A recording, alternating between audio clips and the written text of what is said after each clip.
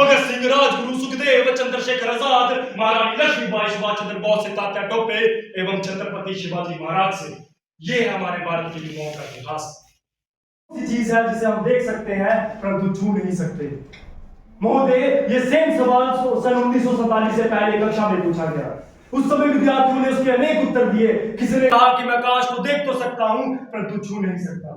किसी ने कहा कि मैं सूरज को देख तो सकता हूं परंतु छू नहीं सकता। लेकिन उसी कक्षा में बाहर खड़े होकर पढ़ने वाला एक छात्र खड़ा हुआ और बोला कि मैं इस पानी के गड्ढे को देख तो सकता हूं परंतु छू नहीं सकता, क्योंकि मैं एक अछूत जाति से आता हूं।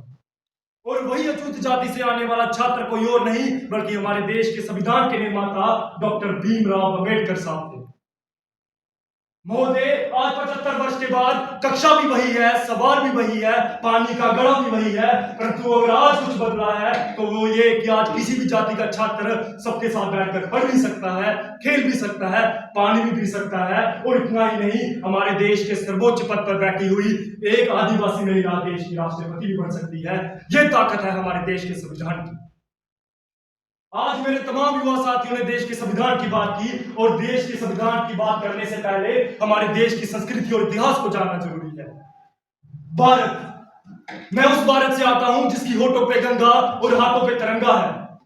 मैं उस भारत से आता हूं जो कभी सत्यम शिवम सुंदरम, कभी वंदे मातरम और कभी पंजाब सिंध गुजरात मराठा द्राविड़ उत्कल वंगा है। मैं राम के भारत से आता हूं, यहां पर पिता की एक बात पर एक राजपाट छोड़कर एक पुत्र वनवासी हो जाता है। मैं गौतम बुद्ध के भारत से आता हूं जो जनहित के लिए अपनी राजपाट छोड़कर लोगों की सेवा करता है। मैं उस भारत से आता हूं जो स्त्रियों को उसके स्वाभिमान से पहचानता है। अगर स्त्रियों का अपमान हो जाए तो यहां पर बच्चा बच्चा हनुमान बन जाता है। यह है हमारे भारत का इतिहास। अगर मैं अपने भारत के इतिहास के युवाओं की बात करूं तो इतिहास हमें बताता है भगत सिंह, राजगुरु, सुखदेव, चंद्रशेखर आजाद, महारानी लक्ष्मीबाई, सुभाष चंद्र बोस से तात्या टोपे एवं छत्रपति शिवाजी महाराज से।